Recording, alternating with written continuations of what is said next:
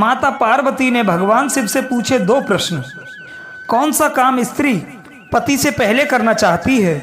कौन सी चीज स्त्री मरते दम तक अपने पति को नहीं देती? नमस्कार दोस्तों, स्वागत है आप सभी का नवजीवन ज्ञान गंगा यूट्यूब चैनल में। जो दर्शक हमारे चैनल पर नए मेहमान दर्शक बनकर के आए हैं, उनसे निवेदन है चैनल को सब्सक्राइब अवश्य करें और बेल आइकॉन ऑन कर लें, जिससे हमारी वीडियो की नोटिफिकेशन सबसे पहले आपको मिल सके। सज्जनों, आज की ये कहानी आपको बहुत कुछ सिखाने वाली है। मित्रों, इस कहानी के माध्यम से आप जानोगे कि स्त्री मरते दम तक अपने पति को कौन सी चीज नहीं देती है और कौन सा काम वो अपने पति से पहले करना चाहती है। प्रिय सज्जनों, वैसे देखा जाए तो विवाह होने के बाद एक स्त्री पूर्ण रूप से अपने पति को समर्पित हो जाती है। स्त्री की हर चीज पर पुरुष का अधिकार होता है और पुरुष की भी हर चीज पर स्त्री का अधिकार होता है। स्वेच्छा से एक महिला अपने पति को खुश रखने के लिए हर वो चीज उसे सौंप देती है जिसमें पति की खुशी होती है। लेकिन ऐसी क्या चीज है जो स्त्री मरते दम तक अपने पति को नहीं देती? ऐसा कौन सा काम है जो स्त्री अपने पति से पहले करना चाहती है? सज्जनों, ये प्रश्न सुनने में थोड़ा अजीब जरूर लग रहा होगा, लेकिन ये प्रश्न हमारे धर्म ग्रंथों और रीति रिवाजों से पृथक नहीं है। इसीलिए इसका उत्तर लगभग सभी लोग जानते होंगे कि कौन सी चीज है जो पुरुष जीते जी अपनी पत्नी को दे सकता है, लेकिन स्त्री जीते जी अपने पति को कभी नहीं देती। तो मित्रों, बने रहिए वीडियो की समाप्ति तक हमारे साथ और समझेंगे इस कहानी के माध्यम से। एक बार माता पार्वती और भगवान शिव कैलाश पर चौसर खेल रहे थे। खेल ही खेल में उनके बीच वार्तालाप हो रहा था। माता पार्वती सोचने लगी, क्यों ना भोलेनाथ से कुछ ज्ञान भी अर्जित कर लिया जाए। इसी बीच में माता पार्वती उनसे बीच बीच में प्रश्न करती जाती थीं, जिनका जवाब भगवान महादेव बड़े ही सुंदर ढंग से देते जाते थे। प्रश्न करते करते माता पार्वती ने एक ऐसा प्रश्न पूछ लिया जो बड़ा ही रहस्यमयी था। माता पार्वती पूछने लगी, हे महादेव, मुझे ये बताइए कि एक स्त्री और पुरुष का रिश्ता प्रेम, विश्वास, त्याग और समर्पण से बनता है। यदि इनमें से किसी चीज का अभाव रहता है तो रिश्ते की नींव कमजोर पड़ जाती है। कई बार तो इनके अभाव के चलते रिश्ता टूट भी जाता है। कहते हैं कि इनमें कपट के लिए कोई स्थान नहीं है। अगर स्त्री और पुरुष के बीच कपट आ जाता है तो रिश्ता टूटने की कगार पर पहुंच जाता है। और जहां प्रेम होता है, विश्वास होता है, वहीं पर गृहस्थ जीवन खुशहाल होता है।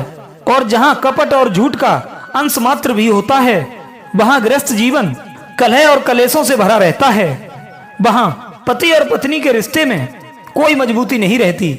इसलिए हे स्वामी, मैं ये जानना चाहती हूँ कि स्त्री कौन सी चीज अपने पति को मरते दम तक नहीं देती और कौन सा काम वो पति से पहले करना चाहती है, जबकि हर काम में स्त्री अपने पति को ही आगे रखती है। फिर वो ऐसा कौन सा काम है जो वो पति से आगे ही करना चाहती है? प्रिय मित्रों, माता पार्वती के दोनों ही प्रश्नों को सुनने के बाद भगवान से मुस्कुराते हुए बोले, हे देवी, जिन प्रश्नों के उत्तर तुम जानना चाहती हो, उन प्रश्नों के जवाब मैं एक कहानी के माध्यम से सुनाता हूँ। बड़े ध्यान पूर्वक सुनना। धरती लोक पर एक बहुत सुंदर नगर था। उसी नगर के एक राजा थे और उनके पुत्र का विवाह होने वाला था। राजा के महलों को, नगर की गलियों को फूलों से और रंगों से सजाया जा रहा था। उधर राजकुमार का विवाह जिस कन्या से होने वाला था, वो बहुत ही रूपवती थी और बहुत सुंदर थी।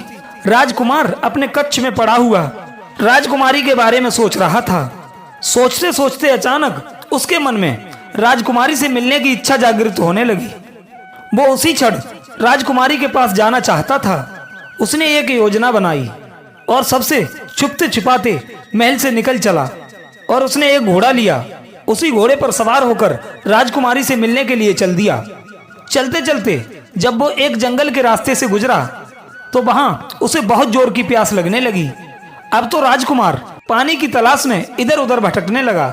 दूर दूर तक कहीं कोई जलाशय दिखाई नहीं दे रहा था।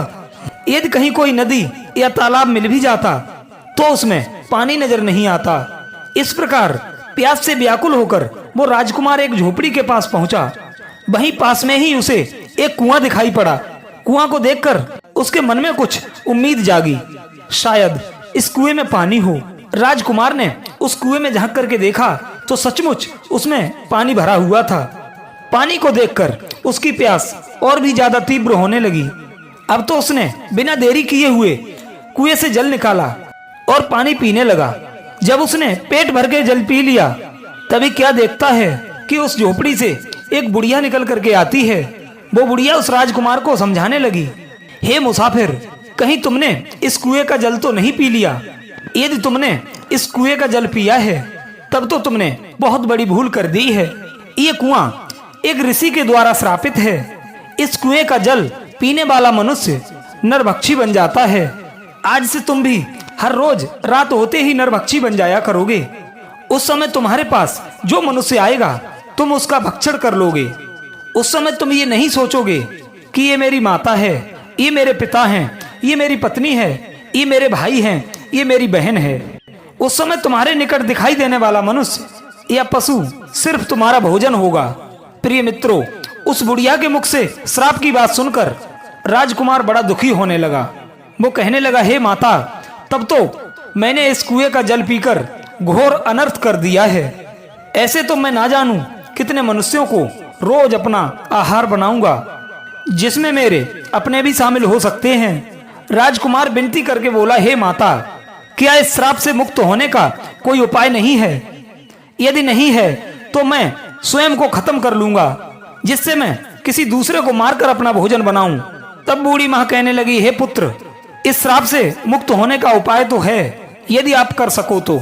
राजकुमार कहने लगा, हे माँ, श्राप मुक्त होने के लिए मैं काल से भी लड़ जाऊंगा, कठिन से कठिन परिश्रम करूंगा, एक बार तुम बताने की कृपा करो। तब बुढ़िया कहने लगी, हे बेटा, यहाँ से कुछ मील की दूरी पर एक ऊंचा सा पहाड़ है। उस पहाड़ पर हरे भरे पौधों से भरा हुआ एक जंगल है। उसी पहाड़ पर एक कायाकल्प नाम की बूटी है। यदि तुम उस बूटी का रस निकाल करके पी लोगे तो तुम इस भयंकर श्राप से मुक्त हो सकते हो।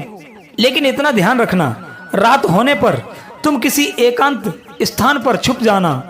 यदि आप कहीं मनुष्यों की बस्ती में ठहर गए तो ना जाने कितने निर्दोष मनुष्य तुम्हारा आहार बन जाएंगे। सज्जनों, राजकुमार कहने लगा, हे माता, मैं इस बात का ध्यान रखूंगा। इतना कहने के बाद वो राजकुमार उस बूटी को ढूंढने के लिए चल दिया। इधर माता पार्वती और भगवान शिव इस दृश्य को देख रहे थे। पार्वती कहने लगी, हे प्रभु, कुछ समझ में नहीं आ रहा है कि आप मेरे प्रश्न का उत्तर किस प्रकार से देना चाहते हो।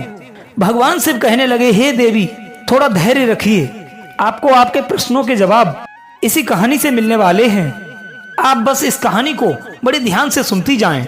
सज्जनों, उधर वो राजकुमार बड़ी चिंता में होकर के उस पर्वत की ओर बढ़ता जा रहा था। औषधि वाला पर्वत वहां से काफी दूरी पर था। इधर अंधेरा भी होने वाला था। राजकुमार सोचने लगा, अब आगे का रास्ता सुबह मैं सूर्य निकलने के बाद तय करूंगा। पहले मैं किसी निर्जन स्थान पर जाकर रात गुजार लेता हूँ। यदि मैं नरभक्षी बन गया तो मेरे द्वारा न जाने कितने निर्दोष लोगों की जान चली जाएगी। सज्जनों, इधर राजकुमार अब राजकुमारी से मिलने का विचार तो त्याग ही चुका था, क्योंकि वो जानता था कि इस दशा में राजकुमारी से मिलना उसके हित में नहीं होगा। वो राजकुमार गांव और नगरों को बचाता हुआ जंगल की ओर चला गया, जहां किसी मनुष्य के आने जाने का मार्ग नहीं था। उसने अपने आप को एक पर्वत की गुफा में बंद कर लिया। इधर काफी रात हो चली थी। वो राजकुमार नरभक्षी के रूप में परिवर्तित होने वाला ही था। इधर मित्रों, राजकुमार ने जिस गुफा में अपने आप को छिपाया था, उसी गुफा में एक बड़ा ही खूंखार भेड़िया रहता था। वो भेड़िया आए दिन लोगों की जान लेता रहता था। चारों तरफ लोगों के मन में उस भेड़िया को लेकर दहशत बनी हुई थी। इधर वो राजकुमार जैसे ही गुफा के अंदर पहुंचा तो उसे उसी गुफा के अंदर एक खूंखार भेड़िया बैठा मिला। उस भेड़िए ने राजकुमार को देखा तो अपने मन में बड़ा खुश हुआ कि आज तो घर बैठे ही भोजन चल करके आ गया है। भेड़िया गुर्राता हुआ उस राजकुमार की ओर आया। वो उसे खाने वाला ही था कि इतने में राजकुमार पर उस श्राप का असर होने लगा। पल भर में ही वो मनुष्य से नरभक्षी पिशाच के रूप में बदल गया। भेड़िए ने देखा कि ये तो कोई मुझसे भी अधिक खूंखार जानवर है। वो एकदम से डर गया और अपने आप को छिपाने के लिए जगह ढूंढने लगा। नरभक्षी राजकुमार भी भेड़िया को देखकर उसके ऊपर टूट पड़ा और थोड़ी ही देर में वो भेड़िया को मारकर खा जाता है। प्रिय दर्शकों, इस प्रकार राजकुमार ने नरभक्षी के रूप में रात उस गुफा में बिताई और सुबह होते ही वो अपने रूप में आ गया। राजकुमार गुफा से निकलकर आगे की राह तय करने लगा। तभी कुछ गांव के लोगों ने देखा कि ये तो उस दिशा से आ रहा है जिधर वो आदमखोर भेड़िया रहता है। लोगों को उसे जीवित देखकर बड़ा आश्चर्य हुआ। सब लोग पूछने लगे, अरे भैया, तुम कौन हो और इधर कहां से आ रहे हो? इधर तो एक बड़ा ही खूंखार भेड़िया रहता है जो लोगों को मारकर खा जाता है, तुम भला जीवित कैसे बचाए?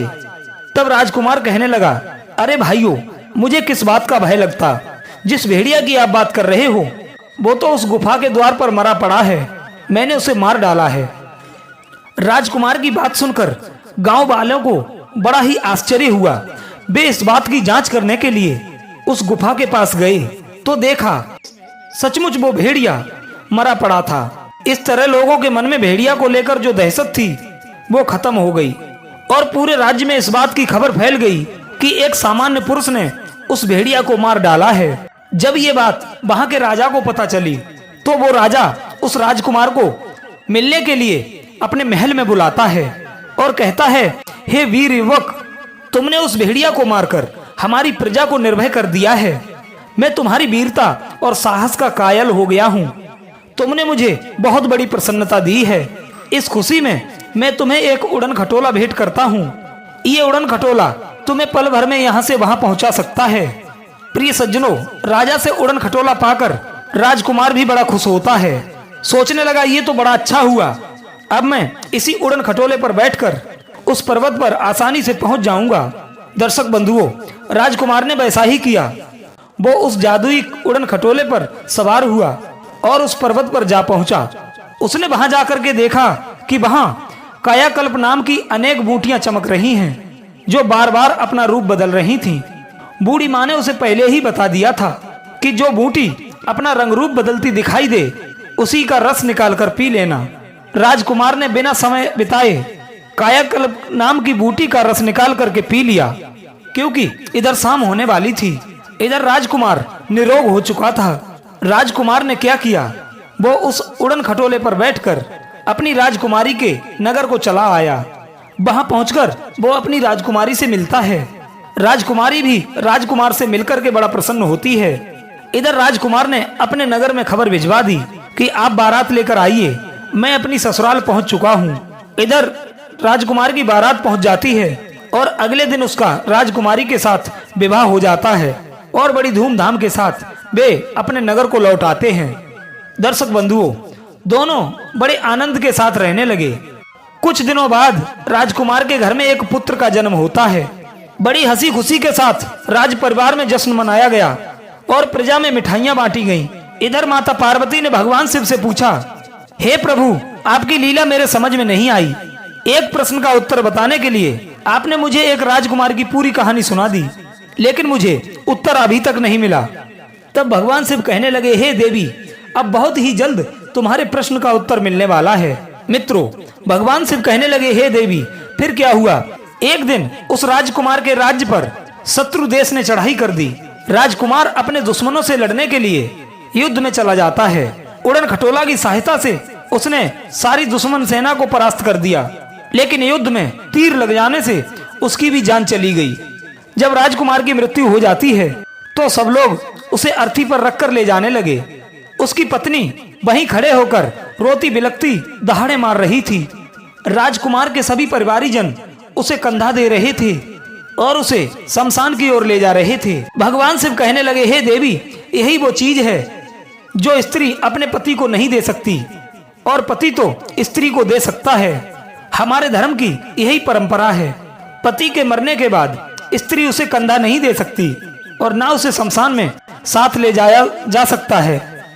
तुम्हारा दूसरा प्रश्न था कि स्त्री कौन सा काम पति से पहले करना चाहती है, तो इसका उत्तर ये है कि सुहागन स्त्री ये कामना करती है कि उसकी मृत्यु उसके पति से पहले हो जाए, जिससे उसका पति उसे कंधा दे सके और उसे मुखाग्नि दे सके। और उसका तरण हो सके। और वैसे भी पति के मरने के बाद स्त्री का जीवन शून्य हो जाता है। पति के बिना उसका जीवन नहीं रहता। कहते हैं पति के बिना स्त्री की कोई गति नहीं है। एक पुरुष के बिना स्त्री का जीवन बड़ा ही कष्टकारी है। वे नारियां बड़ी भाग्यशाली होती हैं जिन्हें पति से पहले मृत्यु प्राप्त हो जाती है और पति के हाथों अंतिम संस्कार होने का सौभाग्य प्राप्त होता है। दर्शक बंधुओं, ये कहानी आपको कैसी लगी? अपनी कीमती राय कमेंट बॉक्स में अवश्य देना। मिलते हैं एक अगले वीडियो में एक नई ज्ञान चर्चा के साथ। तब तक के लिए आप सभी का बहुत बहुत धन्यवाद। जय श्री कृष्णा।